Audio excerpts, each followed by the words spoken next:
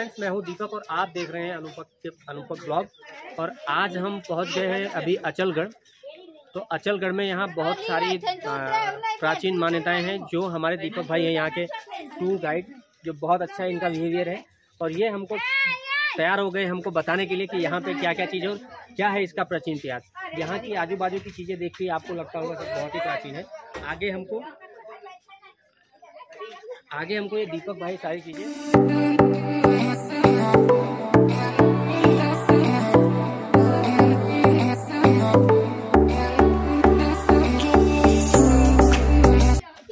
Actually में जिस जगह पे अभी आप लोग खड़े हैं ना, इस जगह को कहते हैं अचलगढ़। और अचलगढ़ में क्या है कि थोड़ा आप लोग यहाँ से आगे जाएंगे इस टाइप की तरफ, तो यहाँ पे क्या है, एक महादेव मंदिर है। इस मंदिर को कहते हैं अचलेश्वर महादेव का मंदिर। और उसका रीजन ये है कि सभी जगह पे आप लोगों ने शंकर भगवान का मंदिर देखा होगा, तो उसमें क्या होता है 90% शिवलिंग होता है, तो शंकर भगवान का कोई स्टैचू होता है। लेकिन यहाँ पे ऐसा नहीं है। यहाँ पे शंकर भगवान का जो राइट साइड का पैर है उसके अंगूठे की पूजा है। और उसका रीजन क्या है कि अभी आप लोग जितना भी माउंट आबू विजिट कर रहे हैं ना, यहाँ पे पूरे 33 करोड़ देवी देवता है और शंकर भगवान नहीं है। उस वजह से ये पूरा अनबैलेंस हो गया था। अनबैलेंस समझिए आप लोग, जैसे भूकंप वगैरह आता है तो कैसे हिलने लगता है, वैसे हिलने लगा था। तो शंकर भगवान ने काशी पर्वत से बैठ करके इसको अंगूठे से अचल किया था। तो अचल यानी क्या होता है, स्थिर, जो एक जगह पे फिक्स रहता है, हिलता डुलता नहीं, उसको बोलते हैं अचल। और गढ़ यानी क्या होता है, जो घर जैसा दिख रहा है ना, इसके ऊपर अचलगढ़ का किला है, जो सन 1452 में मेवाड़ के महाराणा कुंभा ने बनवाया और यहाँ पे राज किया था। तो अचल और गढ़ मिला के इस जगह का नाम हो गया अचलगढ़ और मंदिर हो गया अचलेश्वर महादेव के नाम से फेमस। सेकंड, यहाँ पे आप लोग देख सकते हो, जो ये आपको तालाब जैसा दिख रहा है ना पॉन्ड, ये एक्चुअली में क्या है, कुंड है। इस कुंड का नाम कहा जाता है मंदाकिनी कुंड। तो ये मंदाकिनी कुंड क्या है कि सतयुग के टाइम में पूरा देसी घी से भरा रहता था। तो इसमें आप लोग देख सकते हो, ये छोटी छोटी झोपड़ियाँ दिख रही है ना नीचे, ऐसे यहाँ पे 25-30 झोपड़ियाँ होती थी। तो इनमें क्या है कि ऋषि महात्मा लोग बैठते थे और इस कुंड का घी लेते थे, यूज़ करते थे हवन के लिए। लेकिन जो सामने में थे बफेलोस दिख रहे हैं ना आपको पत्थर के रूप में, ये एक्चुअली में बफेलोस नहीं थे। ये क्या होते थे कि ये भैंसे की जगह राक्षस होते थे। लेकिन ये क्या करते थे, रात को भैंसे बन के आते थे और इस कुंड का हल्का सा घी झूठा करके चले जाते। तो झूठा घी क्या है कि आपको पता है कि पूजा के लिए यूज में नहीं है। तो ऐसा कंटिन्यू होने लगा। ऋषि महात्माओं ने सोचा कि रोज रोज कौन घी झूठा कर जाता है। तो यहाँ के परमार वंश के किंग थे, जिनका नाम था राजा आदिपाल परमार। उनको शिकायत किया, उन्होंने रात को पहरा लगाया, जैसे पाड़े घी पीने के लिए आए ना, तो एक ही बार से तीनों को मार दिया और मारने के बाद वहाँ पे पत्थर के रूप में बना रखा है। ऊपर देखो वो महल दिख रहा है ना, ये महल है राजा भरतरी जी का। और इस साइड में आप देख सकते हो टॉप में व्हाइट कलर का गुफा जी, ये राजा गोपीचंद का गुफा, ये राजा गोपीचंद जी का गुफा। मामा थे और भरतरी भांजा थे, तो इन दोनों का क्या कंपटीशन चलता था कि ज़्यादा कौन तपस्या करेगा। तो राजा गोपीचंद ने 12 साल और भरतरी ने यहाँ पे 10 साल तपस्या की। और सामने ये छोटा सा मंदिर जैसा है ना, ये हमारा डिस्ट्रिक्ट होता है सिरोही। ये हमारे सिरोही डिस्ट्रिक्ट के किंग होते थे, जिनका नाम था राजा मान सिंह। ये उनकी समाधि है। यहाँ पे तो अब हम आपको वो मंदिर दिखाने वाले हैं जहाँ पे भोलेनाथ जी का जो है पैर का अंगूठा वो यहाँ पे रखा गया था।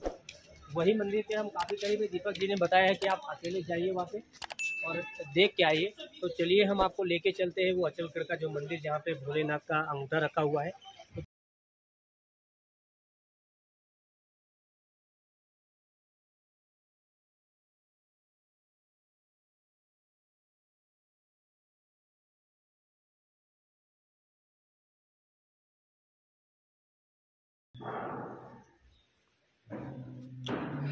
तो दोस्तों ये है मंदिर, बहुत ही मुश्किल से यहाँ का व्यू मिल पाया है।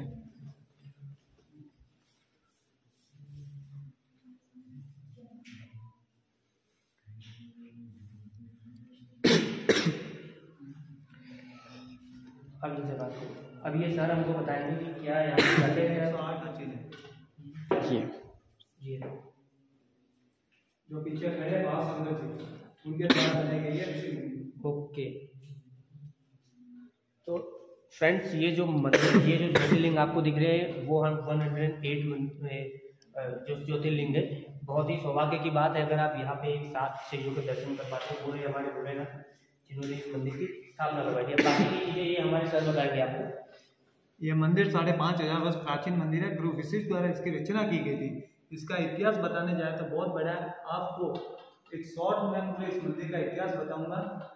इस मंदिर की रचना इसलिए की गई थी कि 140 किलोमीटर में ब्रह्मखाइती भगवान इंद्र के वज्र से यहाँ पे ब्रह्मखाई बनी थी, जिसमें जीव जंतुओं की हत्या हो रही थी। एक दिन नंदनी गाय देवों की, उसकी पुत्री अंदर गिर गई कामधनु, उसको बाहर निकालने के लिए सरस्वती का वर्णन किया, फिर उनसे वो बाहर तो निकाल दी। गुरु वशिष्ठ ने सोचा कि अभी इसमें काफ़ी जीव जंतु मरेंगे, गिरेंगे, उनको बचाने के लिए अब क्या किया जाए। तब गुरु वशिष्ठ ने हिमालय के पास गए। हिमालय के सबसे छोटे पुत्र नंदपाल, इसका नाम है नंदपाल, उसको यहाँ पे बुलाया गया। ये स्थिर नहीं हो पा रहा था इस ब्रह्मखाई में 140 किलोमीटर में। फिर भगवान शिव से आराधना की। 33 करोड़ देवी देवता है। भगवान शिव ने काशी से अपना दाहिना पैर लंबा किया, अपने दाहिने पैर के अंगूठे पे इस पहाड़ को स्थिर कर दिया। उस टाइम से इस मंदिर का नाम है अचलेश्वर महादेव। स्थिर का मतलब होता है एक ही जगह रोकना, अचल। उस दिन से इस महादेव, इस मंदिर में फिर काफी बार अटैक हुए। ये मंदिर की रियल दीवारें दिखा दो, ये वाले जो बाल प्लास्टर चढ़ा हुआ है ना व्हाइट कलर का जी, ये मोहम्मद बेगरा द्वारा यहाँ आक्रमण किया था 1400 के समथिंग में, तब इसको मस्जिद बनाने की कोशिश की थी। उस टाइम नंदी जी जो बाहर खड़े हैं ना, पंच धातु के हैं, भारत में फर्स्ट नंबर है, वर्ल्ड में सेकंड नंबर, 4320 किलो के। फर्स्ट नंबर नंदी जी है, नेपाल पशुपति 1100 किलो, इनसे ज़्यादा है वर्ल्ड में। और भारत में फर्स्ट नंबर ये है। इसमें सोना चांदी पित्तल तांबा शीशा 920 किलो इसमें सोना है। ये महाराणा कुंभा मेवाड़ के उन्होंने भेंट किया था, जो अंदर स्पेसिफिक बंदर की मूर्तियां है मैन मंदिर में, वो भी 800 साल प्राचीन है। मेवाड़ के महाराणा कुंभा ने भेंट की थी। एक कोटेश्वर महादेव मंदिर है अंदर बनाया हुआ। जब मोहम्मद बेगरा ने यह आक्रमण किया ना, तब मधुमक्खियों ने उस पर हमला कर दिया था, उसकी सेना पे। उसकी सेना उसको अकेला छोड़ के भाग गई थी। फिर उसने माफी मांग के कोटेश्वर महादेव मंदिर बना के भेंट किया, तब वो यहाँ से जीवित जा सका। ठीक है।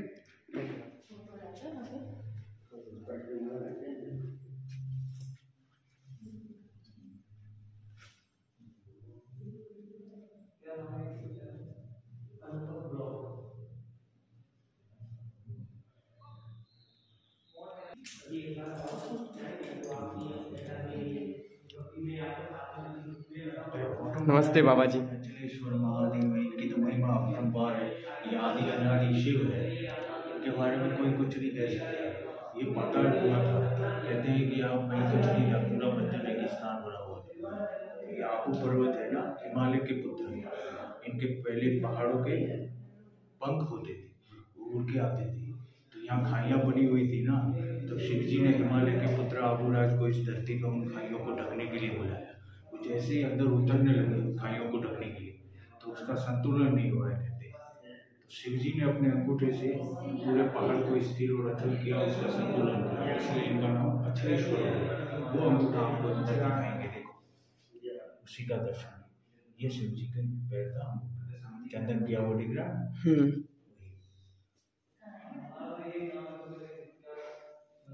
बहुत प्राचीन है। आपको स्फटिक पत्थर की मूर्तियां दिखाते हैं। स्फटिक के बारे में सुना होगा। तो स्फटिक जो होता है ना, पारदर्शी रहते हैं। ये राजा महाराजों के प्राचीन काल की मूर्ति है, वो अंदर पूजा करते थे। स्फटिक, ये चामुंडा जी उनकी कुल देवी थी, तो ये उन्होंने मूर्तियां भेंट की, चमत्कार को नमस्कार किए। बहुत बहुत धन्यवाद बाबा। और ये मोहम्मद गजनवी के आक्रमण भी हुए थे, सब उनके निशान हो गए, उनके बारिश जले थे, सब तोड़ फोड़ हुई थी उसके, सब निशान बने हुए। पहले बोलते हैं कि यहाँ पे हीरे लगे रहते थे, और हीरो की रोशनी से शिव के दर्शन होते हैं। हाँ, ठीक है गुरुजी, आपका बहुत बहुत धन्यवाद। किले के गेट पे जो बहुत ऊपर स्थित है, आप चारों तरफ का नज़ारा देखेंगे तो हम आसमान में आ चुके हैं, ऐसा लगता है। ज़मीन कहीं दिख ही नहीं रही है, सिर्फ हमारे पैरों के नीचे ही है। सब खत्म हो चुका है, क्योंकि इतना ज़्यादा बादल आ गया यहाँ पे। ऊंचाई ही इतनी ज़्यादा है कि सांस लेने में भी दिक्कत हो रही है। ये वो किला है या मंदिर बोल सकते हैं, अभी उसका निर्माण चल ही रहा है। हम चलेंगे ऊपर और देखेंगे कि यहाँ मंदिर में फाइनली हम चढ़ाई करके वो जो ऊपर वाला मंदिर है, जहाँ पे राजा को देवी जी ने, माता काली ने साक्षात दर्शन दिया था, उस वाले लोकेशन पे आ गए हैं। वहाँ पे पहुँचने से पहले मैं एक हिस्ट्री जो है वो आपको बताना चाहता हूँ।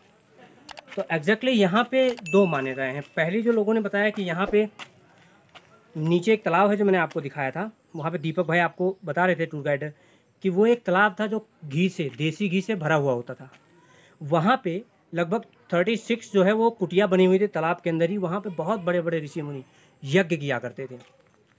लेकिन यज्ञ करते समय जो 3 राक्षस थे वो भैंसे का रूप लेके आया करते थे और घी को जूठा कर देते थे, क्योंकि हमारे हिंदू धर्म में मान्यता है कि अगर कोई चीज़ जूठी हो जाए तो हम उससे पूजा नहीं कर सकते। ऐसा कई दिन हुआ तो ऋषि, जो सारे ऋषि थे वो त्रास हो गए, उससे बहुत तंग आ गए। यह बात जो उन्होंने अपने वहाँ के राजा जो थे तत्कालीन उनको बताई। तो राजा जी ने एक दिन रात को वहाँ पे रुक के, जब वो तीनों राक्षस वहाँ पे आए, वो एक्चुअली भैंसे थे ही नहीं, वो राक्षस थे जो भैंसे का रूप लेके वहाँ आया करते थे। तो जब भी वो राक्षस वहाँ पे तीनों आए रात को जूठा करने के लिए, तो राजा साहब ने एक ही तीर में वो तीनों भैंसों को समाप्त कर दिया और तीनों की मूर्ति वहाँ पे एग्जाम्पल स्वरूप बनाई कि आगे से कोई ये हरकत ना करने पाए। इस तरह फिर आगे से ऋषियों का यज्ञ चलता रहा। अब यहाँ पे जो दूसरी मान्यता है वह यह है कि 2 राजा हुआ करते थे, राजा और राजा के भांजे, दोनों में काफ़ी विशाल कंपटीशन चला करता था कि कौन ज़्यादा समय तक यज्ञ करेगा। वास्तव में मामा जी जो थे वो यहाँ पे यज्ञ किया करते थे, ये एक्जैक्टली ये जगह है। और जो उनके भांजे थे वो नीचे मैंने तालाब के उस तरफ एक छोटा सा जो हॉल किला टाइप का दिख रहा था, वहाँ पे उनके भांजे जो हैं वो यज्ञ किया करते थे। जब दोनों की यज्ञ काफ़ी सालों तक चली तो जो मामा जी हैं वो 10 सालों में स्टॉप कर गए यज्ञ को। ये मामा जी 12 सालों तक यज्ञ किया और साक्षात माता काली को यहाँ पे उन्होंने प्रकट कराया। वही ये लोकेशन है जहाँ पे हम आए हैं। तो हम आपको बाकी की सारी चीज़ें चलते हैं और आपको मंदिर में बताते हैं। हिस्ट्री उम्मीद है आपको समझ में आई होगी अचलगढ़ की। और एक तीसरी जो मान्यता है, वहाँ पे जो हनुमान जी का वहाँ पे जो भोलेनाथ जी का मंदिर है, एग्जैक्टली आप बहुत सारे शिव मंदिर में गए होंगे, भोलेनाथ के मंदिर में गए होंगे, तो वहाँ पे जो है या तो शिवलिंग होगा या तो फिर मूर्ति होगी या फिर त्रिशूल होगा। लेकिन एग्जैक्टली यहाँ पे ना त्रिशूल है, ना ही कोई मूर्ति है और ना ही कोई शिवलिंग है। यहाँ पे एक्चुअली गड्ढा है। बिकॉज यहाँ पे एक बार 36,000 जो हमारे देवी देवता हैं वो यहाँ पे आप पर्वत पे आए हुए थे। यहाँ पे शिव जी नहीं आए, इसलिए पूरी जो यहाँ की ज़मीन है वो अनबैलेंस होने लगी। तो वहाँ पे उस समय प्रभु शंकर भगवान ने अपने पैर से इस धरती को, यहाँ आबू पर्वत की जो पवित्र धरती है, वहाँ पे उन्होंने अपना अंगूठा लगाकर उस पहाड़ को जो है वो उसको अचल बनाया, यानी संतुलित किया, जिससे सारे लोगों का जीवन सामान्य रूप से चल पाए। तो वो वाली मंदिर तो मैंने आपको अंदर दिखाई थी। अब चलिए हम चलते हैं वहाँ जहाँ मामा जी ने अपने साक्षात काली माता को प्रकट करवाया था। दोस्तों फाइनली अब हम आ चुके हैं वही वाली जो गुफा है, मैं आपको दिखाना चाहूँगा क्योंकि काफ़ी रात है। काली माता का ये मंदिर है, ये देख लो, ये गुफा यही है जहाँ पे उन्होंने 1200 साल तक तपस्या की थी।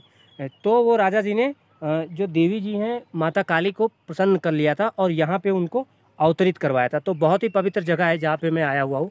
ये पीछे आप देख सकते हैं अचलगढ़ एकदम हमारे नीचे है। बादलों में शायद आपको 1-2 गाड़ियाँ दिख पाती हो, बाकी तो दिखेंगी नहीं। और उसके ऊपर है बादल, देख सकते हैं आप, ये बादल हैं पूरे। तो ये रहा फाइनल हमारा एंड। आपको पीछे के कुछ दृश्य दिखाता हूँ, आप देखिए कितने अच्छे दृश्य हैं। आप देख के लालायित हो जाएंगे कि नीचे बादल है, ऊपर पहाड़ है और हम भी उसके ऊपर हैं। तो ये दृश्य बहुत टफ होता है देखना जीवन में, जो मैंने देखा है इस बार। अभी दोस्तों ये ब्लॉग हम यहीं पे एंड करते हैं अचलगढ़ वाला। इसके आगे अगर आपको वीडियो अच्छी लगी हो तो हमारे वीडियो को लाइक कीजिए, हमारे चैनल को सब्सक्राइब कीजिए और वीडियो को शेयर कीजिए ताकि और भी लोग घर बैठे नई नई जगहों पे घूम पाएँ। वीडियो पूरा देखने के लिए मैं और मेरे साथ अनूप भाई का दोनों आपका बहुत बहुत धन्यवाद करते हैं।